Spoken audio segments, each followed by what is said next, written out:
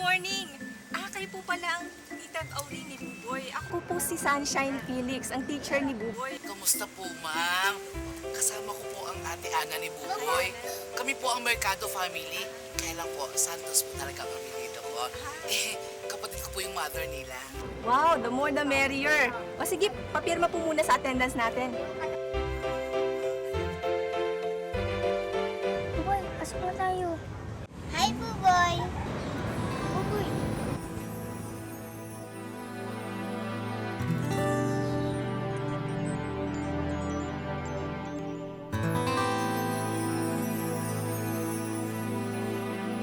Tita, bakit ako walang papa?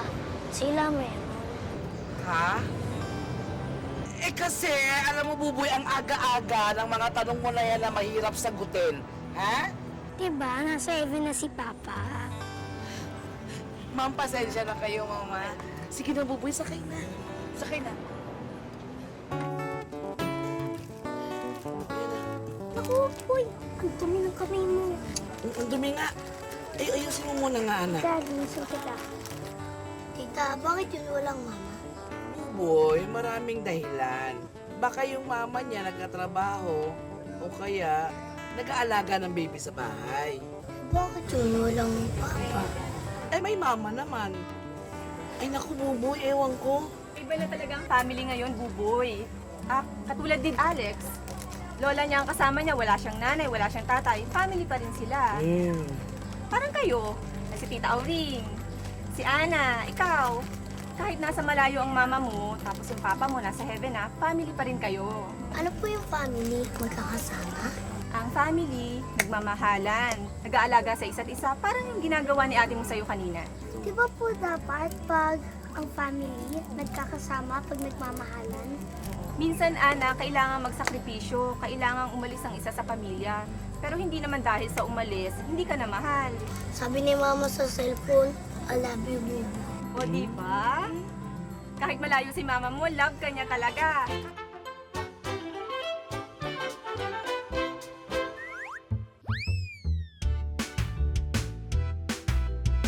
Happy morning! Oh no! Nasira ang kotse! Kids, help! Narinig niyo yun mga bata? Tulungan nating ayusin ang kotse ni Kiko. Pagkabit-kabitin natin ang mga bahagi ng kanyang sasakyan. Unahin natin ang loob ng kotse, ha? Alin kaya rito ang upuan ng driver? Eto ba? Tama! Ang driver o nagmamaneho ng kotse, dito nakaupo sa driver's seat. Hep, hep, hep! Ang seat belt, don't forget, para iwas aksidente. Ang pasahero, saan naman kaya uupo? Tama! Ang pasahero, sa passenger seat naman nakaupo. Oh, pati ang pasahero, dapat naka-seatbelt. Teka, paano makakapasok sa kotse ang driver at pasahero? Pinto! Ang galing! Gaya ng bahay natin, may pinto rin ang kotse. Pinto, in English, door. At kung gustong mag-sightseeing sa mga lugar na dinadaanan ng kotse, sa bintana ng kotse tumingin. Bintana, window. Pero kids, huwag ilalabas ang kamay at ulo sa bintana ng kotse para iwas sa aksidente.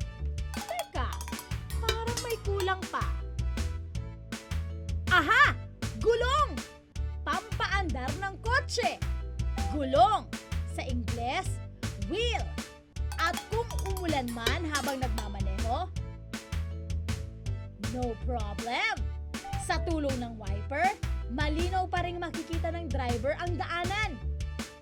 Driver seat, passenger seat, door, window, wheels, wiper.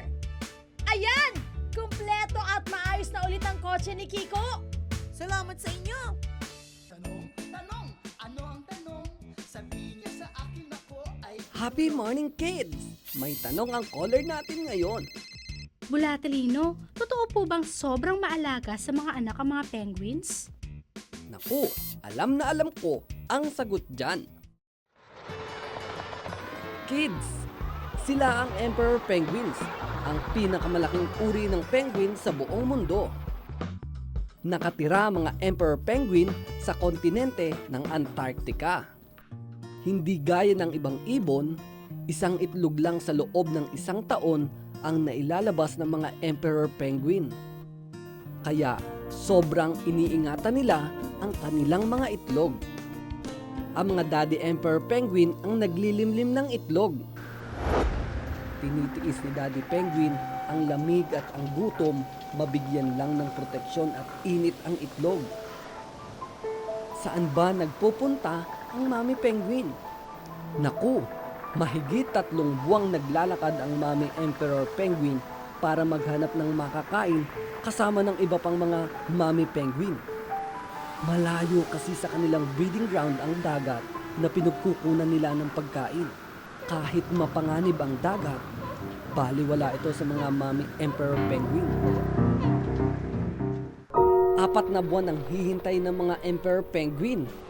At pagkatapos, celebration time na! Nakabalik na rin ang Mami Emperor Penguin. Dala-dala ang pagkain. Ayan, happy family na! Ganyan mag-alaga ng anak ang mga Emperor Penguin kids. O, hanggang sa susunod niyong tanong ha? Tanong, anong tanong? Sabihin niyo sa akin ako ay tutulong. Kaya ko! Kaya ko! Kaya ko! Hi, good morning! May field trip kami ngayon. Dapat daw naka-rubber shoes. Ay, teka, kukunin ko muna yung rubber shoes ko. Alam niyo ba, di na ako tinuturuan ni Mami at Daddy mag-rubber shoes kasi malaki na ako at kayang-kaya ko na rin yun. Ano ba yan? Ang gulo na sintas sa sapatos ko. O teka, ayusin ko muna. Ganito ang pagsintas. Itong kanan, isushoot natin sa kaliwang butas. Kailangan sa ilalim papadakasin. Namang kaliwa, isushoot natin sa kanang butas. Paulit-ulit lang yon. Pagdating sa dulo, tatali ko na siya. Ay, teka, suotin ko muna. Ganito ang pagtali. Cross, then, sa gitna natin, as sisikipan na natin. Kaya dapat natin pulling kasi para hindi matanggal ang pagkakatali at hindi tayo madapa. Titiklop natin sa kanan, pagkatapos dapat hugis-ulog. Ganon din ang sa kaliwa. Pagkatapos, ipapakross natin.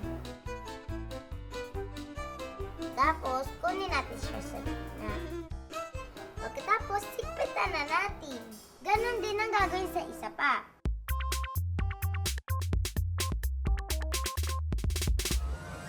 Finish na!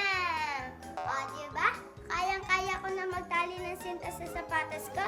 Sige, mauna na ako. Baka ma-late pa ako sa field trip namin. Bye-bye! Kaya ko! Kaya ko! Kaya ko!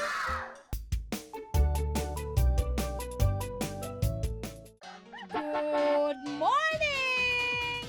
Excited na ba kayo sa field trip natin? Oops!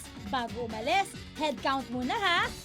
Tulungan niyo akong magbilang ng mga batang sakay ng bus. Unahin nating bilangin ang mga batang lalaking sakay ng bus. 1, 2, 3, 4, 5, 6, 6. Tama! 6 na batang lalaki ang sakay ng bus. Ang mga batang babae naman ang bilangin natin. 1, 2, 3, 4, 5, 6.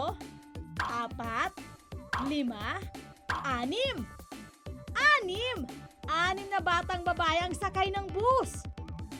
Kung ang mga batang lalaki ay 6 at ang mga batang babae ay 6 din, ilang bata ang sakay ng bus? 1, 2, 3, 4, 5, 6, 7, 8, 9, 10,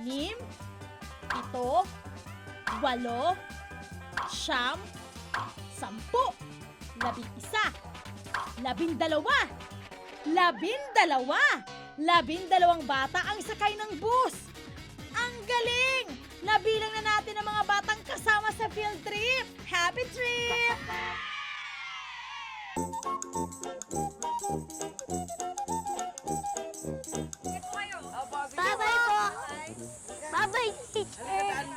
daan muna tayo kay Ate Bel. Ate, happy na.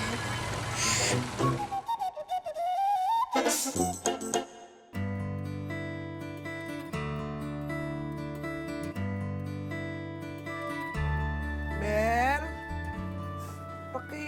Pakitignan nga ito, oh. Happy afternoon po. Iyak ka ba? Ay, hindi po. Napuwing lang po ako. Asus! Alam ko ang matang umiiyak. Ganyan, no? Ganyan. Ganyan ang matang umiiyak. Hindi naman po kasi meron lang pong sakit si Mingming. Eh, kahit na makulit po yung pusang yun, mahal na mahal ko po yung pusang yun. Tsaka parang siya na lang po yung pamilya ko dito sa Maynila. Pamilya rin ng pusa. Oo naman, Buboy, syempre. Kunda nga naman kasi, Bel, kinupkup mo yung pusang itim na yan. Di ba may mga kasabihan tayo na ang pusang itim ay malas? Hoy, hindi naman po, Ate Auring. Ano lang po yun, pamahain lang. Eh, yung bait-bait nga nun ni Mingming, sinasamahan ako pag mag-isa ako, tsaka pag malungkot ako. Ate Bel, nasan po ba si Mingming? Pwede po namin siyang puntahan? Nandiyan siya sa stock room. Kanina dinala ko sa veterinaryo, tsaka pinainom na rin siya ng gamot. Baka nalamigan lang daw. Sige po. Ay, bilisan niyo lang na makauwi na tayo. Opo. O sige na, check mo nga ito. Naku, itong kaopisina ko, ewan ko. Check mo kung gagana pa yun. Happy afternoon, friends! May sakit ka raw? Parang nanghina ako kanina. Pero okay na ako ngayon. Inaalagaan naman ako ni Ate Belle. Bakit ikaw? Parang hindi ka okay. Eh kasi, miss ko na sila papa at mama. Ate, huwag ka na umiyak.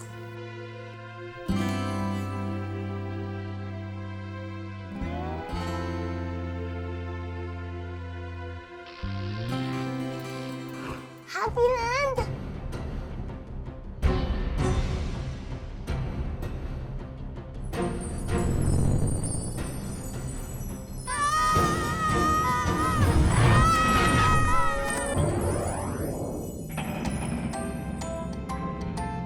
Oh friend, narito na tayo sa Happy Land. Kaya happy ka muna. Magaling ka na, Mingming. Kanina pa naman ako magaling dahil inaalagaan ako ni Ate Belle. At mas gumaling pa ako lalo kasi kasama ko kayo. Pamilya mo rin kami. Parang ganun na rin. Guma! Guma! Hi, Guma! Mahal na opisyal ng pamamasyal. Tamang-tama. Meron na namang problema. Tara sa Tiara. Gamitin ang powers para mabilis na makapunta. Nasaan ang aking ina?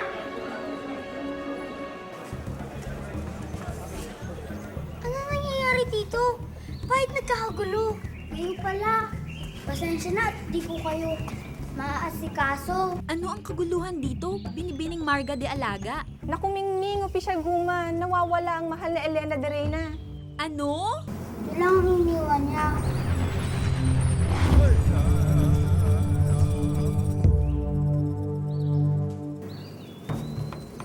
Nais ko ipagtanto kung mabuti ang pamumuno. Kahit hindi ka dugo, ako naman ay kapuso.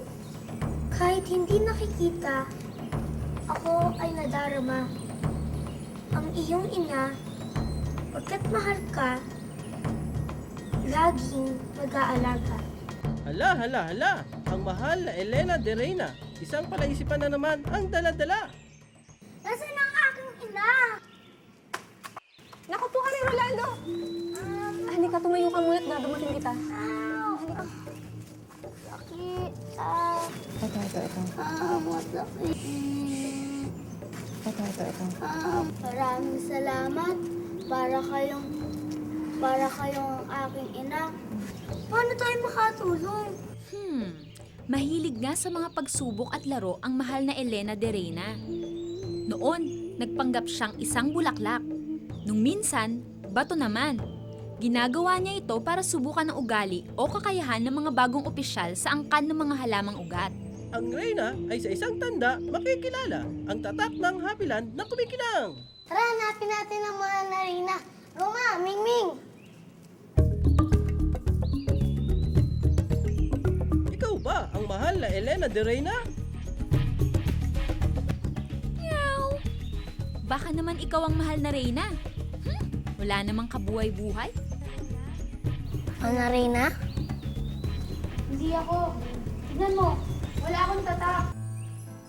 Kahit hindi nakikita, ako ay nadarama. Ang iyong ina, pagkat mahal ka, laging mag-aalaga.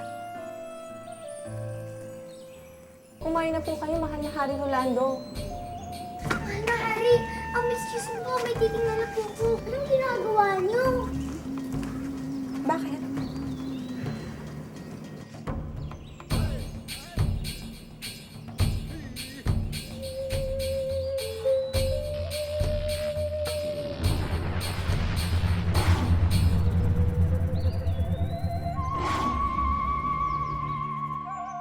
Mahal na Reyna! Mahal na Reyna, ikaw rin sa mga alaga? Magaling, Ana. Nasagot mo ang palaisipan. Nakita ko po kasi si Marga na inaalagaan si Hari Rolando na parang isang tunay na anak. Gusto ko kasing malaman kung magiging mabuti ang Haring Rolando sa mga tauhan. Pero hindi naman niya ako binigo. Naging mabuti siyang hari. Naging mabuti rin naman sila sa akin, lalo na si Marga. Inaalagaan niya ako at pinoproteksyonan. Kahit na hindi na ako anak talaga. Aba, syempre, dahil rito sa Happy Land, magkakaduguman o hindi, isang pamilya ang turingan. Parang si Tita Auring, inaalagaan kami ni Buboy. Ang mamahal kita. Pagmamahal na nagbubuo sa isang pamilya.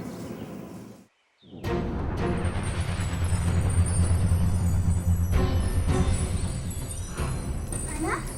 Buboy?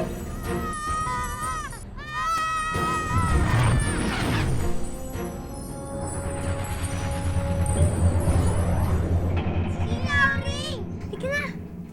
Ay, Tita Auring, mukhang battery lang problema to. Baka naman nasa Dubai ang battery niya. Oh, baka naman nasa UK. Pwede ba? Oh, may problema ba? Wala po! Maraming salamat po sa pag-alaga sa amin. Naku, ito mga pamangking ko, nagpakasenti pa. Alam niyo, kahit wala ang mama ninyo, aalagaan ko kayo. Sus, kayo pa. Sweet, Ate! Uy, ang pamilya ko! Mingming, magaling ka na? Magaling na raw po siya kasi po inalagaan niya po siya.